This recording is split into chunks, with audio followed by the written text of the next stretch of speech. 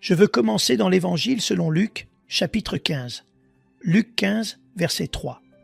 Quel homme d'entre vous, s'il a 100 brebis et qu'il en perd une, ne laisse les 99 autres dans le désert pour aller après celle qui est perdue, jusqu'à ce qu'il la retrouve? Regardez le verset 5. Lorsqu'il l'a retrouvée, il la met avec joie sur ses épaules. Verset 8. Ou quelle femme, si elle a 10 drachmes et qu'elle en perde une, n'allume une lampe, ne balaie la maison et ne cherche avec soin jusqu'à ce qu'elle la retrouve. Lorsqu'elle l'a retrouvée, elle appelle ses amis et ses voisines et dit « Réjouissez-vous avec moi, car j'ai retrouvé la drachme que j'avais perdue. » Verset 11. Un homme avait 2 fils. Le plus jeune dit à son père « Mon père, donne-moi la part de bien qui doit me revenir. » Et le père leur partagea son bien. Comme vous le savez, le jeune homme est parti. Allons au verset 20. Il se leva et alla vers son père. Comme il était encore loin, son père le vit et fut ému de compassion. Il courut se jeter à son cou et le baisa. Au verset 22, le père dit à ses serviteurs « Apportez vite la plus belle robe et l'en revêtez. Mettez-lui un anneau au doigt et des souliers aux pieds. » Verset 23, qui est un verset clé, « Amenez le veau gras. Mettons-le au régime de la viande. En d'autres termes, faisons mûrir ce garçon. Car la viande appartient à ceux qui sont mûrs. Il fallait immédiatement changer son régime pour le faire mûrir. Car les jeunes ne peuvent pas gérer les héritages. Père, aide-moi. Au nom de Jésus, Amen. Nous vivons à une époque où nous devons penser stratégiquement. Il n'est pas seulement important d'être capable d'être cérébral, mais nous devons penser stratégiquement. Les problèmes de l'Afrique ne sont pas un manque de leadership ou un manque de revenus ou un manque de capacité. Les problèmes de l'Afrique sont un manque de pensée stratégique. La pensée stratégique ne peut pas être placée uniquement dans le cadre des idées. La pensée stratégique doit être placée dans le domaine du temps. À long terme, les plans doivent être placés méticuleusement et soigneusement afin que les générations à naître dans le temps puissent être affectées et développées de manière calculée. Le problème est que, dans beaucoup de nos pays en Afrique, nous avons des hommes qui ont assez bien réussi pendant leur mandat en tant que dirigeants. Et puis ils veulent modifier la Constitution pour qu'ils puissent rester au pouvoir plus longtemps afin de continuer le bon travail. Le problème avec ce processus est que le pouvoir corrompt s'il n'est pas dans les limites de la planification stratégique. Il est tellement mieux si nous avons des plans à long terme et des plans stratégiques auxquels les hommes et les femmes adhèrent, que s'ils arrivent au pouvoir, ils suivent dans le cadre de ce plan.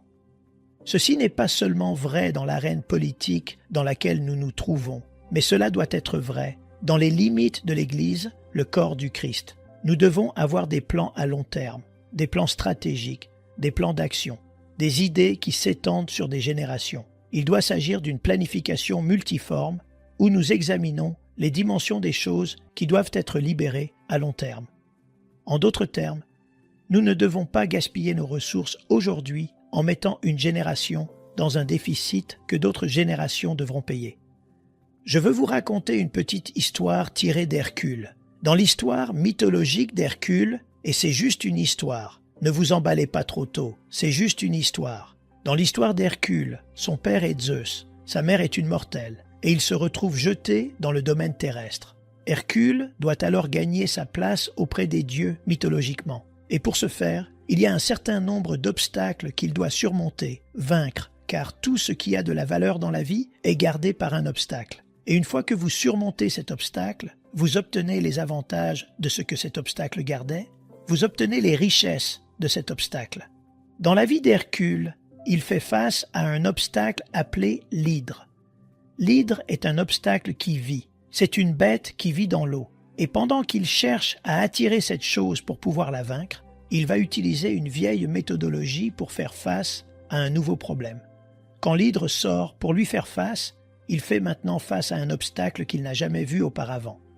L'hydre a de nombreuses têtes. Cela indique qu'elle a la capacité de le surpasser intellectuellement à cause de ses nombreuses têtes. Hercule n'a qu'une tête et il va utiliser une vieille méthode, son épée, pour vaincre cette bête. Il pense que ce n'est pas un problème, et comme dans les temps anciens, il prend son épée, utilise sa capacité naturelle et commence à frapper, coupant les têtes. Mais il remarque que chaque fois qu'il coupe une tête, 2 viennent à sa place. Alors, en essayant de résoudre un problème au niveau suivant, sa tentative crée en fait de plus grands problèmes. Et pendant qu'il tente de détruire cette hydre, un crabe géant vient sur le côté. Maintenant, non seulement il a un obstacle, mais il a une interruption. Il doit apprendre à prioriser. De quoi dois-je m'occuper en premier? Est-ce que je m'occupe de cet obstacle pour me promouvoir? Ou est-ce que je m'occupe de cette interruption de choses qui ne sont pas traitées tôt dans nos vies? Il apprend à prioriser et s'occupe du crabe géant qui essaie de mettre fin à sa vie. Mais ensuite, son ami qui est avec lui essaie de distraire l'obstacle, l'hydre. Alors, il allume un feu. Et quand il allume le feu, il remarque que l'hydre a peur de la chaleur de la flamme. Parce que peu importe à quel point un obstacle est austère et difficile dans votre vie, chaque obstacle majeur a une faiblesse majeure. Là où l'armure de Goliath se termine, c'est là que sa faiblesse commence. Il est impératif que pour chaque obstacle que nous affrontons, quelle que soit leur complexité, que ce soit dans le secteur privé, que ce soit dans l'arène politique, que ce soit dans les arènes économiques, sociales, pour tous ces problèmes complexes auxquels nous sommes confrontés au XXIe siècle, il est absurde de penser que nous pouvons avoir l'Église comme d'habitude, assister aux études bibliques comme d'habitude, et faire comme si les complexités de la vie n'existaient pas. Nous n'allons pas résoudre les problèmes du XXIe siècle en disant « nous vaincrons un jour ». C'était alors, mais nous sommes maintenant. Nous devons agir désormais avec une pensée stratégique. Nous devons sortir notre tête du christianisme et nous devons entrer dans les installations du royaume de Dieu, ce qui signifie que nous devons défier chaque institution qui est démoniaque, chaque système sur terre qui est démoniaque. Nous devons le remplacer de l'une de 3 façons suivantes. Numéro 1, ils doivent être réprimandés ou liés. Numéro 2, il faut que le rang apostolique les détrône. Et numéro 3, ce qui est le plus important, il doit y avoir un enseignement du royaume qui, sur une période de temps, peut remplacer les philosophies et les cultures des esprits démoniaques. Que quelqu'un dise « Amen ». Hercule tue l'hydre et il passe au niveau suivant et finalement au prochain obstacle. Dans cette présentation, nous voulons traiter d'un certain nombre de systèmes. Mentionnons simplement ceci, car pour chaque système démoniaque, il y a un modèle apostolique du royaume et un processus prophétique qui contrecarre et remplace le système démoniaque. Laissez-moi le répéter. Pour chaque système démoniaque, il y a un modèle apostolique du royaume et un moteur ou processus prophétique qui contrecarre et remplace le système démoniaque, quel qu'il soit. Si nous sommes confrontés à un certain système démoniaque, vous n'avez même pas nécessairement besoin de le réprimander. Tout ce que vous avez à faire est de construire le modèle. Il remplacera le système. Le modèle apostolique doit être conduit par un processus prophétique. Par exemple, une Mercedes-Benz S500, c'est le modèle 2006. Mais si vous avez un moteur Morris Minor de 1957, dans ce modèle, le conducteur prophétique ne correspond pas au modèle. Vous devez avoir ces choses qui ne sont pas. Vous devez les appeler à l'existence. C'est le conducteur prophétique. Votre modèle doit avoir un moteur contemporain pour conduire le modèle. Une S600 a un moteur à 12 cylindres. Une E500 a un moteur à 8 cylindres. Une C320 a un moteur à 6 cylindres. Et une C180, Mercedes-Benz, a un moteur à 4 cylindres. Ils peuvent tous être des modèles 2006, mais ils ont un conducteur prophétique différent. Parlons de certains de ces systèmes dont nous voulons traiter ce soir. La dimension des rois. Il y a 10 dimensions avec lesquelles nous interagissons dans nos vies quotidiennement, que nous le réalisions ou non. Quand vous regardez les vêtements du souverain sacrificateur entre la grenade et la cloche, qui sont le fruit et le témoignage, il avait 10 glands. Chacun de ces glands signifie 10 dimensions avec lesquelles nous interagissons quotidiennement, que nous le réalisions ou non. La première et la plus importante dimension est la dimension de la foi. c'est la dimension de la foi. La deuxième dimension est la dimension de la lumière. Il y a des lois dans lesquelles ces dimensions existent. Je n'ai pas le temps de les développer. La troisième est la dimension de la sagesse et de la connaissance. Sagesse et connaissance.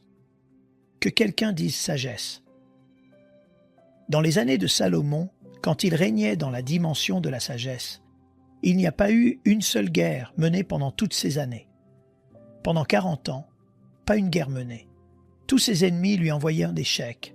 Les ennemis autour de lui envoyaient des ouvriers pour construire son temple. Des gens venaient de nations prétendument en développement, de pays du tiers-monde, et lui apportaient des choses qui avaient été extraites pendant des siècles, non pas parce qu'il était un homme puissant, mais parce qu'il vivait dans le domaine de la sagesse. Jacques 1, verset 5. « Si quelqu'un d'entre vous manque de sagesse, qu'il la demande à Dieu, qui donne à tous simplement et sans reproche, et elle lui sera donnée. » Il y a une dimension de sagesse. Que quelqu'un dise « donne-moi la sagesse ». Une fois que vous vivez dans la dimension de la sagesse, les personnes les plus étranges vous donneront de l'argent. Ensuite, il y a la dimension numéro 4 de la révélation et de la vérité. C'est une dimension de révélation et de vérité. La connaissance par révélation est quelque chose qui vient de Dieu, nous donnant le don de voir les choses. La meilleure connaissance par révélation est d'être dans une zone intemporelle où vous vivez en avance sur le monde actuel. C'est la meilleure connaissance par révélation, où vous êtes 10 ans en avance sur tout ce qui existe. Que quelqu'un dise « connaissance par révélation ». La cinquième dimension est la dimension du pouvoir. La dimension du pouvoir. Le lieu du pouvoir est un lieu dont Jésus a dit, dans Matthieu 10, « Je vous donne le pouvoir contre ». Dans Matthieu 9, ils n'avaient pas ce pouvoir. Dans Matthieu 10, ils y sont entrés. Dans Actes 1, verset 8, il leur a dit « Vous allez recevoir une puissance d'en haut ». Il y avait une autre dimension de pouvoir dans le domaine du pouvoir. Il y a plusieurs mots pour le pouvoir. Il y a pneuma, qui est propulsé par l'air. Il y a exousia, qui est le pouvoir de remplacer les installations démoniaques. Il y a kratos, qui est le pouvoir physique, musculaire. Il y a dynamis, et ainsi de suite. Et puis le numéro 6 est la dimension de la vie. La vie telle qu'elle est vécue de manière dimensionnelle. Dieu a dit à Sarah dans le chapitre 18 du livre de la Genèse, « L'année prochaine à cette époque, tu auras un fils, mais je ne peux venir à toi qu'au temps de la vie. » Au temps de la vie. Même s'il était infaillible dans sa parole et omnipotent dans ses relations avec l'homme, il ne pouvait pas violer les dimensions de la vie. Vous devez comprendre les cycles de la vie, car quand vous comprenez les cycles de la vie, tout ce que vous avez à faire est d'être au bon endroit, au bon moment, et vous deviendrez enceinte. Numéro 7. C'est là que nous allons passer du temps ce soir. C'est la dimension des rois. La dimension des rois. Numéro 8, la dimension de la prospérité. C'est une dimension, c'est un endroit où vous arrivez.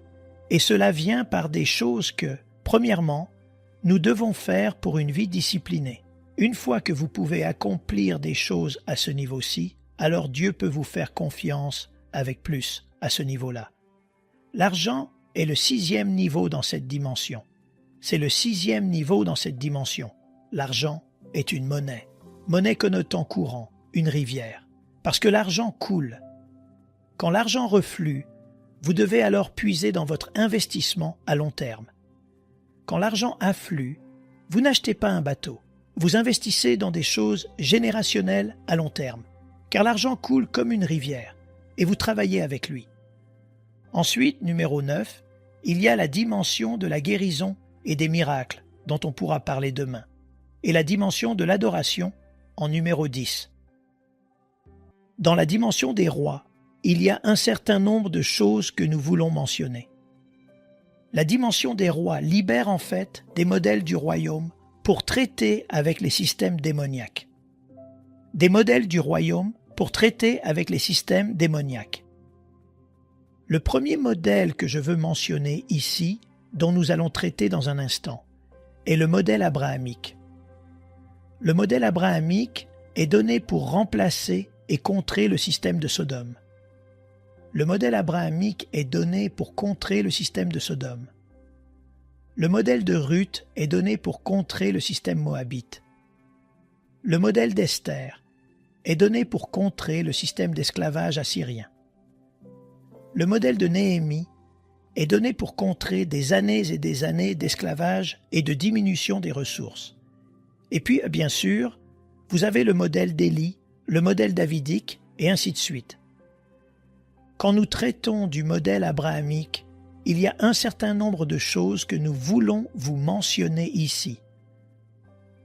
Au début de cette présentation concernant le modèle abrahamique, Dieu appelle Abraham hors de Babylone et lui dit « Je veux que tu viennes dans la terre promise ». Il n'y a aucune action collaborative quant à ce qu'est cette terre. Il n'y a pas de brochure, pas de site web où il peut vérifier s'il veut vraiment partir et aller dans cet endroit. Et Abraham quitte alors Ur des Chaldéens et va vers la terre promise. Il y a une raison à cela, parce que le modèle abrahamique doit remplacer un système qui commence à se développer sur terre, le système de Sodome. Maintenant, quand Abraham va vers cette terre, il y a quelque chose qui est vraiment important ici. Sa femme Sarah n'a pas la capacité d'enfanter. Ce n'est pas parce qu'elle était stérile, mais Dieu a fermé les entrailles de Sarah pour cette raison, et cette raison seule. La raison pour laquelle Dieu a fermé les entrailles de Sarah est que si Sarah avait donné naissance à la promesse à Babylone, alors Babylone aurait revendiqué des droits sur la promesse. Dieu a dû fermer ses entrailles, la sortir de Babylone et la mettre dans le lieu de la promesse. Tant qu'elle est dans le lieu de la promesse, la garantie de la bénédiction est en route. Si votre ministère, votre entreprise, votre vie ne produit pas en ce moment, ce n'est peut-être pas démoniaque. Dieu peut fermer cette chose pour que Babylone ne revendique aucune gloire. Isaac est imminent. La promesse arrive définitivement dans votre vie, mais vous devez aller au lieu de la promesse. Si vous n'avez pas de promesse dans votre vie, vous feriez mieux d'en trouver une ce soir, parce que vous ne pouvez avoir une bénédiction garantie que s'il y a une promesse dans votre vie qui vous pousse. Criez « J'ai une promesse ». Si Babylone ne peut pas revendiquer de droit sur Isaac ou sur Sarah, alors elle doit utiliser un système alternatif, du genre « Créons une famine et envoyons-les en Égypte. Faisons-les coucher avec l'Égypte ». Si Pharaon peut être utilisé comme un outil pour coucher avec Sarah, peut-être que le système égyptien peut revendiquer des droits sur la promesse de Dieu. Dieu est intervenu dans la situation et a dit à Pharaon « Je te briserai la tête si tu touches cette fille ». Parce qu'il arrive un moment dans votre vie où Dieu va intervenir et dire « Attendez une minute, c'est moi qui conduis le navire. Je suis celui qui bénit. Je vous ai séparés pour des choses que vous seuls pouvez enfanter. » Quelle est la stratégie maintenant? Si l'Égypte ne peut pas coucher avec Sarah, alors faisons en sorte qu'Abraham couche avec l'Égypte. Alors, ils ont envoyé Agar. L'Égypte va maintenant se faufiler pour essayer de diviser la promesse de Dieu. Faites attention à ceux avec quoi vous couchez, car ceux avec quoi vous couchez peut diviser l'héritage plus tard. Toute leur vie de couple, Sarah ne pouvait pas tomber enceinte. Mais la première fois qu'Abraham couche avec l'Égypte, boum, l'Égypte va lui donner un bébé. Parce que le système de l'Égypte est conçu pour diviser votre onction. Le système de l'Égypte est conçu pour vous maintenir en esclavage. Il vous y retiendra pendant 400 ans s'il le faut. Il prendra tout votre argent, prendra toutes vos ressources, prendra votre nom, prendra votre notoriété. L'Égypte vous humiliera. Elle détruira votre dignité. N'osez pas vous coucher avec l'Égypte. Attention à avec qui vous signez un contrat d'enregistrement. Ne signez pas de contrat de livre avec n'importe qui. Sarah atteint 90 ans. Il est important que nous comprenions cette dynamique. 9 est le nombre de l'enfantement. 10 est le nombre du gouvernement.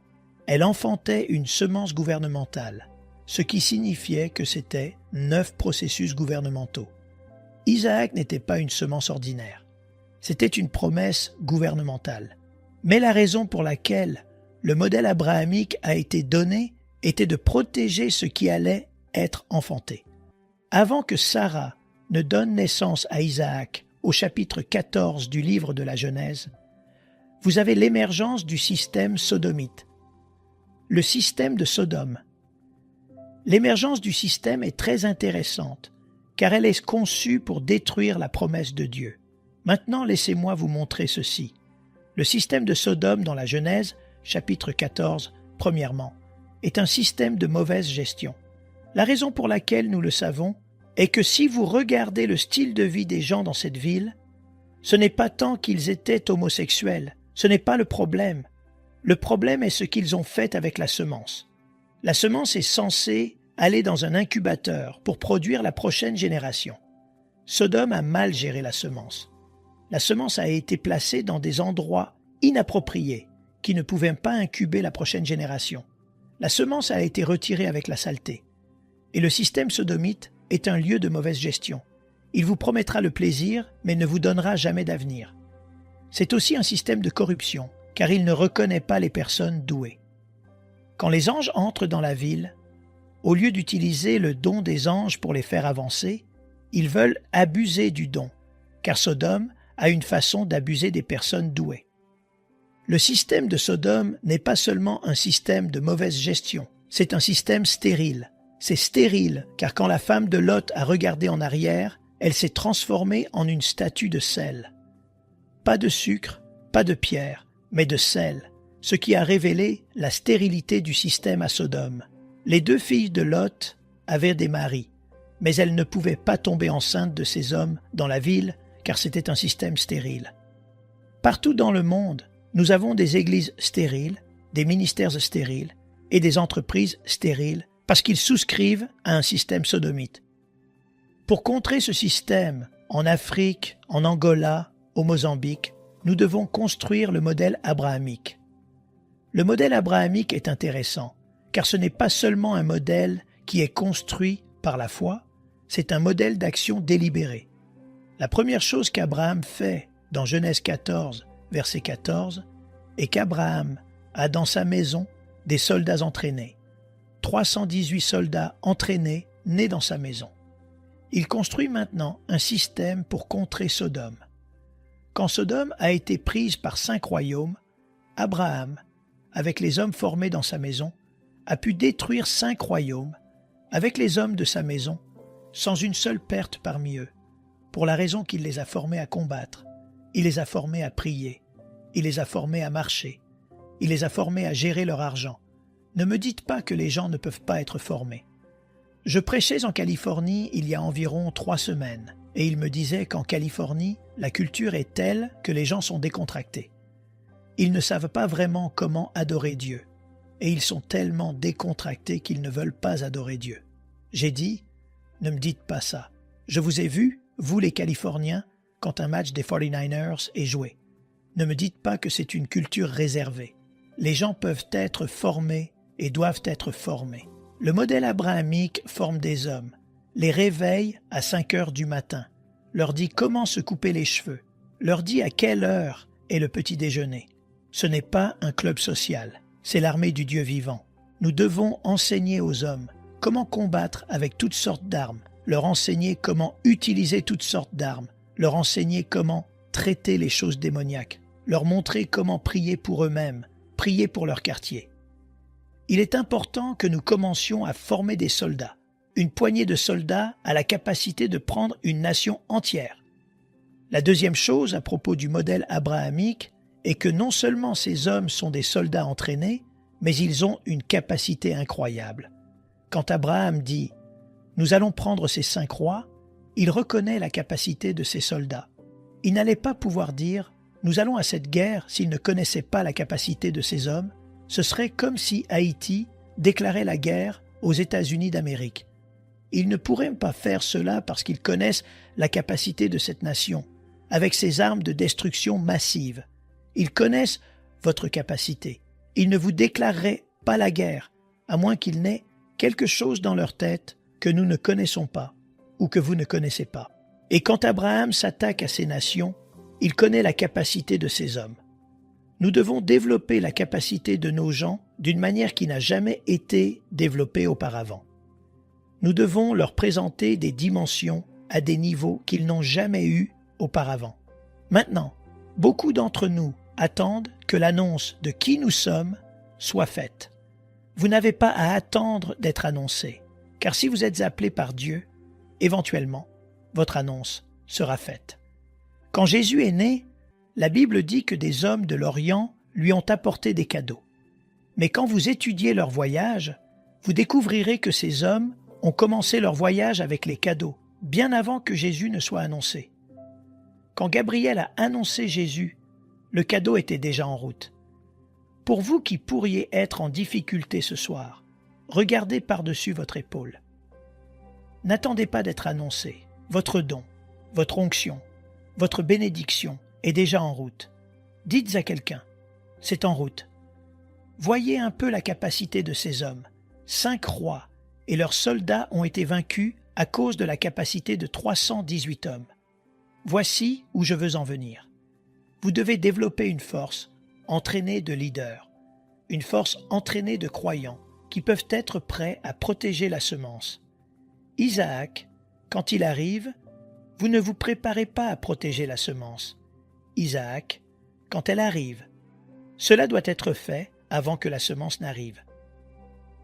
Abraham, des années plus tard, n'a jamais livré une autre guerre parce que les nations autour comprenaient la capacité de cette famille.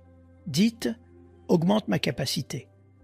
Alors que Dieu augmente notre capacité en cette heure, il commence à nous amener dans des dimensions et des mondes que nous n'avons jamais expérimentés auparavant. J'ai eu une conversation il n'y a pas si longtemps de cela, et dans cette conversation, il y avait un monsieur que j'ai rencontré d'une petite ville quelque part au Texas appelée Abilene. Il s'est passé quelque chose dans cette ville juste après la Seconde Guerre mondiale. Il disait qu'il était de cette région. Son grand-père lui a raconté ce qui s'est passé en 1942 dans cette ville. Abilene est une petite ville normale, de gens ordinaires, de gens de la campagne essayant de gagner leur vie. Quand la guerre a éclaté en 1942, après que Pearl Harbor a été bombardée, l'armée de l'air de ce pays et les forces armées sont venus dans la ville d'Abilene. Ils ont amené plusieurs milliers de charpentiers et de travailleurs là-bas pour développer la ville, environ 5000 personnes, je pense qu'il a dit. Soudainement, 5000 charpentiers et artisans se sont abattus sur cette ville. En 10 jours, ils ont construit un camp militaire pour héberger 25 000 soldats. Ils ont construit une piste pour que les hommes de l'armée de l'air puissent commencer à travailler sur les instruments en pilotant des avions la nuit.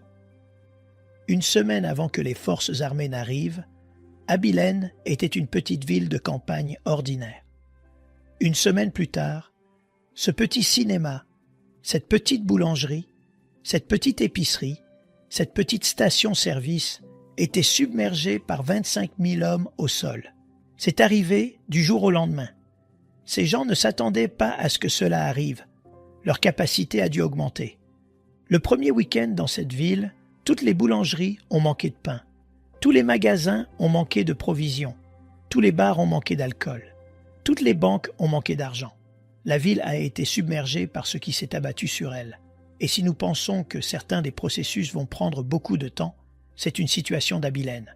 Vous allez vous réveiller demain matin et trouver des choses en construction autour de vous. Mettez votre main sur votre tête et dites « Il en est ainsi ». Criez « Il en est ainsi ». Quand ce processus commence à avoir lieu dans votre vie, c'est ce que j'appelle être guidé par le royaume. Numéro 1. Le modèle abrahamique est guidé par le royaume de Dieu. Il est oint de dons. Quand les dons commencent à se manifester, le don commence à correspondre à la région. Et quand le don commence à correspondre à la région, quel que soit l'esprit qui est dans cette région, il doit être déplacé. Vous devez comprendre ce que vous devez faire prophétiquement. Par exemple, le roi à qui le prophète a dit de frapper le sol avec ses flèches ne comprenait pas le moteur prophétique dans sa vie. Quand il a frappé le sol 3 fois. Quand il a frappé le sol 3 fois, tout ce qu'il a obtenu était le gouvernement humain. Il a obtenu la première dimension de l'innocence. Il a obtenu la deuxième dimension de la conscience. Il a obtenu la troisième dispensation du gouvernement humain, ce qui signifiait qu'il allait être dirigé et gouverné dans sa vie par des institutions humaines. S'il avait frappé le sol 4 fois, il aurait obtenu la promesse qu'Abraham avait. Il aurait construit son royaume par la foi. S'il avait frappé le sol 5 fois, il aurait eu la loi du royaume fonctionnant dans sa vie. S'il avait frappé le sol 7 fois, il aurait eu son royaume perpétué. Quand vous arrivez à un point dans le temps, vous devez savoir quel moteur prophétique utiliser pour faire avancer votre modèle. Maintenant, laissez-moi vous embêter rapidement avec les modèles prophétiques. Quand nous parlons de moteur prophétique, je veux souligner quelque chose qui est vraiment impératif. Quand nous commençons à forcer le royaume de Dieu dans une région, toutes sortes de choses s'élèvent dans votre tête. Ces choses sont utilisées pour vous diffamer, pour vous discréditer, pour briser votre caractère, pour entraver votre détermination, pour vérifier si vous avez le genre de référence pour accueillir ce que Dieu va donner. Si vous n'avez pas les références, si vous ne pouvez pas gérer le niveau de pression qui arrive, vous allez rester dans la dimension inférieure. Quand la pression commence à monter, il est temps pour vous de vous battre. Mais ce n'est pas seulement le combat. Vous feriez mieux d'avoir une équipe de personnes qui est un système de soutien qui peut vous aider à combattre cette chose. Maintenant, quand nous poussons pour la manifestation du royaume, nous allons traiter avec des entités temporelles. Mais vous devez vous déplacer, non pas du temps chronos ou du temps kairos. Vous devez vous déplacer dans ce qu'on appelle le temps de l'esprit. Le temps de l'esprit est une zone intemporelle dans laquelle le royaume de Dieu se manifeste, ce qui signifie que vous avez la capacité d'appeler ces choses qui ne sont pas dans le futur et de les amener dans votre présent où vous êtes. Et vous faites cela par un moteur prophétique. Que quelqu'un dise un moteur prophétique. Le meilleur moteur prophétique pour le modèle abrahamique est Ézéchiel. Le modèle d'Ézéchiel dans le chapitre 37 et le chapitre 42 d'Ézéchiel sont essentiels. Le modèle d'Ézéchiel numéro 1 va prophétiser aux ossements desséchés, ce qui est pour mettre en place des structures. Le problème est qu'il y a beaucoup de revenus là-bas, mais nos structures ne sont pas en place. Nous avons un grand alléluia, mais de pauvres structures. Le moteur prophétique d'Ézéchiel était de prophétiser des structures dans l'Église du temps de la fin, pour qu'elles viennent à leur juste place. Que quelqu'un dise des structures en place. Mais pour conduire le modèle abrahamique est l'essence prophétique d'Ézéchiel. Quand Ézéchiel entre dans une rivière qui est sèche, la première chose qui se passe quand les pieds d'Ézéchiel sont secs, Dieu lui dit « Je vais maintenant te bénir pour entrer dans une autre dimension de l'esprit. » Ses pieds deviennent mouillés d'abord. Que quelqu'un dise « pieds mouillés », criez « pieds mouillés ». Les pieds mouillés ne sont pas un niveau de l'esprit. Les pieds mouillés sont une onction pour que vous marchiez dans des endroits où vous n'avez jamais marché auparavant. Parce que si vos pieds ne sont pas mouillés à ce niveau-ci, tu ne peux pas marcher de Babylone, Abraham, à la terre promise. Il doit y avoir une onction pour marcher dans des endroits où tu n'as jamais marché auparavant. Si vous n'avez jamais marché dans des contrats d'1 milliard de dollars, si vous n'avez jamais marché dans la possession de propriétés, si vous n'avez jamais marché dans la gestion de responsables gouvernementaux, si vous n'avez jamais marché en ayant des magistrats dans votre église et en gérant des juges, si vous n'avez jamais marché à ce niveau, vous devez mouiller vos pieds. Si vos pieds ne sont pas mouillés, vous ne serez pas capable de marcher dans des choses dans lesquelles vous n'avez jamais marché auparavant. Que quelqu'un crie « Mes pieds sont mouillés ». Quand vous traitez avec le système sodomite, vous devez mouiller vos pieds, parce que les pieds mouillés vont vous encourager à aller dans des endroits où vous n'avez jamais été auparavant. Le deuxième moteur est que ses genoux sont devenus mouillés.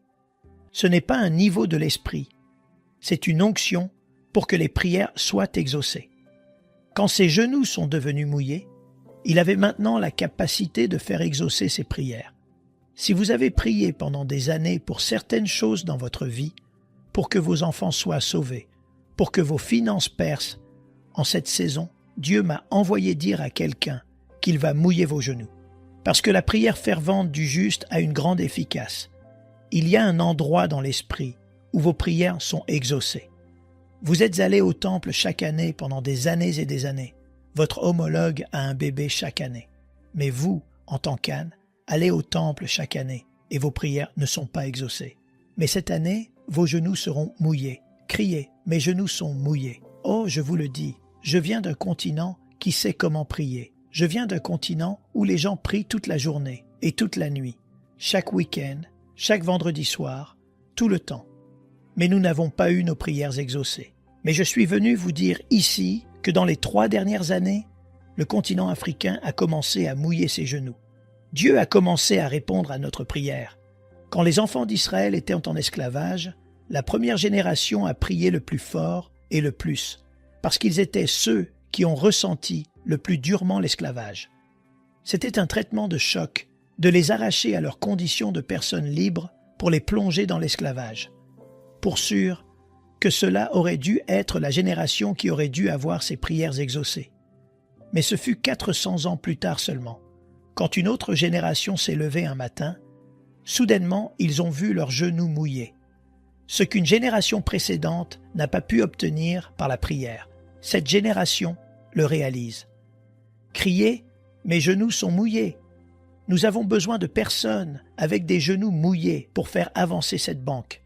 Nous avons besoin de personnes avec des genoux mouillés pour vider nos prisons. Nous avons besoin de personnes avec des genoux mouillés pour déplacer la maison du crack. Nous devons mettre fin à la pauvreté, mais cela vient avec des genoux mouillés.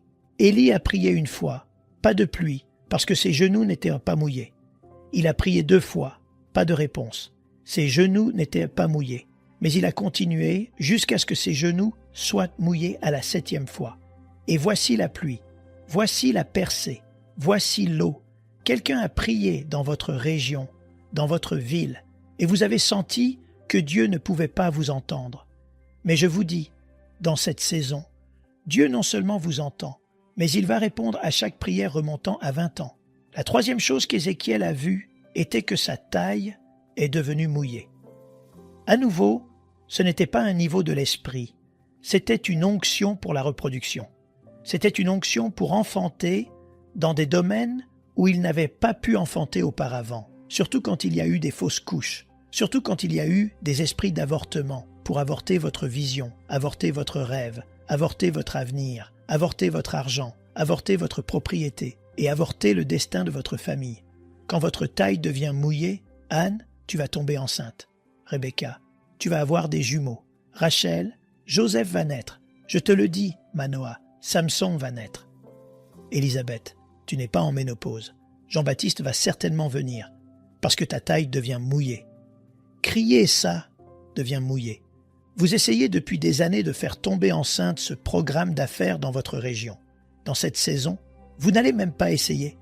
Dites à la personne à côté de vous, tu m'as l'air enceinte. C'est une grossesse de Dieu. Quelqu'un ici est sur le point d'avoir un bébé. Vous savez ce qui est si frustrant? Quand vous en faites plus que les gens que vous connaissez, qui en font moins, et que chaque année, ils reviennent engrossés. Ce qui est fou, c'est qu'ils ne s'occupent pas des enfants qu'ils mettent au monde sur le plan spirituel. Ils ne s'occupent pas de ces choses-là. Ils ne s'en soucient pas. Prenez soin de ces choses. Et vous avez prié en disant, « Dieu, donne-moi juste une chance. Si une seulement graine pouvait germer, mais je te promets que quelque chose va arriver. » Laisse-moi te dire quelque chose, Sarah. Quand ta taille devient mouillée, tu peux avoir l'air d'avoir 90 ans, et tout ce que tu as a l'air d'avoir besoin d'être repassé. Mais quand tu arrives au point où ta taille est mouillée, c'est la restauration. Oui, mouiller votre taille est important parce que toutes les parties du corps qui sont nécessaires pour porter cette chose se mettent en place.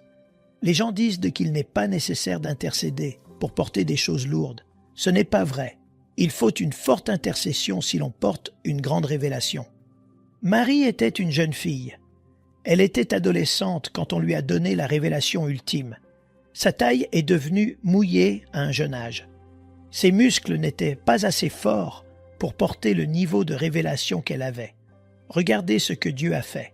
80 ans avant que Marie n'entre en scène, il a pris 2 intercesseurs, Anne et Siméon, et les a mis dans le temple et leur a dit, « Pour le reste de votre vie, vous allez intercéder pour quelque chose qui est à 70 ans de distance. Pour chaque grande révélation qui vient, il y a une sage-femme qui pousse pour que votre taille devienne mouillée. Certaines d'entre vous, femmes âgées qui avez poussé pendant des années, les choses que vous allez voir vont se réaliser si rapidement. C'est de l'Éternel que cela est devenu. C'est un prodige à nos yeux.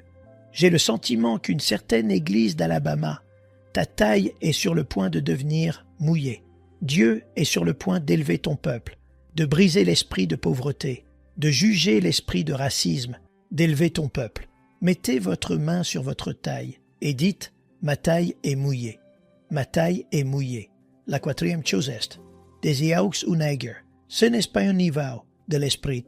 Les eaux dans lesquelles les nègres sont en onction pour la pensée stratégique, parce que lorsque vous avez des eaux dans lesquelles nager, vous avez maintenant le contrôle en utilisant toute votre faculté pour aller là où vous avez besoin d'aller. Nous entrons maintenant dans une session dans le corps du Christ, où nous devons surpasser certaines choses par la pensée, où nous devons aller dans le futur, loin dans le futur, et faire les règles avant que quiconque n'arrive là où nous sommes. J'ai suivi un cours l'année dernière sur le droit du commerce électronique, et la chose qui m'a tellement étonné sur le droit du commerce électronique, c'est qu'il y a 10 ans, il n'existait pas. La raison pour laquelle il n'existait pas, c'est parce qu'il n'y avait pas de commerce électronique. Les individus qui ont inventé le commerce électronique ont fait les règles, parce que celui qui invente quelque chose fait les règles. Et quand vous faites les règles, les gens qui souscrivent à ce que vous avez fait paient pour ce que vous avez créé. Maintenant, il est temps pour l'Église de ne pas être des suiveurs, mais de nager loin devant chaque institution, d'aller loin devant et de commencer à construire conceptuellement quelque chose pour que quand Bill Gates arrive où nous sommes dans 10 ans, bingo, par ici la monnaie. Nous voulons libérer dans ce lieu, ce soir, toutes les femmes qui ne dormiront pas pendant les 7 prochains jours. Vous allez avoir des rêves prolifiques d'idées et de concepts. Laissez-les vous rendre folles jusqu'à ce que vous mettiez cette carcasse paresseuse à faire quelque chose à ce sujet. C'est un jour pour les femmes dans la maison de Dieu. C'est un jour pour les femmes où elles doivent maintenant commencer à se projeter. Allez, c'est le moment de nager maintenant. C'est le moment d'entrer dans des eaux où nager. C'est le moment d'entrer non seulement dans des eaux où marcher, mais dans des eaux où nager. Je termine avec ce point et puis nous avons fini. L'année dernière, certaines choses clés ont commencé à se produire régionalement et nous avons rassemblé des apôtres de toute l'Afrique dans la ville de Harare. Ils sont venus pendant 3 jours et 3 nuits dans la ville de Harare au Zimbabwe. Nous avons vu une dynamique de l'esprit que je n'avais jamais vue en 33 ans de ministère. Nous avons vu la manifestation de la puissance et de la force angélique à un niveau que je n'avais jamais vu auparavant. Le chef de la police pour toute la nation était dans la réunion. Il venait juste faire une visite de courtoisie. Il est resté chaque soir, est venu chaque soir. Le dernier soir, il a demandé à chaque commissaire de police de toute la nation d'être dans ces réunions. Il voulait qu'on prie pour lui. Des ministres du gouvernement sont venus à cette réunion. Pour la première fois dans l'histoire du Zimbabwe, en tant qu'État indépendant, pendant les 3 jours où les dirigeants apostoliques se trouvaient dans la nation du Zimbabwe, aucun crime de corruption n'a été enregistré, pas un seul. Que Dieu vous bénisse abondamment. Nous aimerions vous donner l'opportunité de faire de Jésus le Seigneur de votre vie. Voulez-vous bien prier avec moi? Dites Seigneur Jésus, je me repens de mes péchés. Viens dans mon cœur. Je fais de toi mon Seigneur et Sauveur. Et merci Seigneur pour le baptême du Saint-Esprit en moi. Dans le nom de Jésus. Par cette simple prière, nous croyons que le Saint-Esprit vous conduit sur le chemin de la nouvelle naissance. Allez dans une bonne église dont le fondement est la parole de Dieu, passez par les eaux du baptême et donnez à Dieu la première place. Nous espérons de tout cœur que ce message vous encouragera. Si vous connaissez quelqu'un qui puisse être encouragé, s'il vous plaît, envoyez-le lui pour nous aider à atteindre plus de gens et à propager l'Évangile. Édifions le corps de Christ ensemble. Appuyez sur la cloche des notifications et merci infiniment de nous soutenir en vous abonnant à notre chaîne. N'hésitez pas à laisser vos requêtes de prière dans la section des commentaires. Sachez que même si vous ne voyez pas de réponse à votre requête, que ce soit sur YouTube, email, Facebook ou sur Messenger, nous avons prié pour vous. Nous invitons humblement le corps de Christ à soutenir chaque requête en écrivant une prière dans la section commentaires. Tenez-vous ferme dans la foi avec nous pendant que nous prions. Que la grâce et la paix du Seigneur Jésus-Christ soient avec vous tous et qu'il vous bénisse merveilleusement.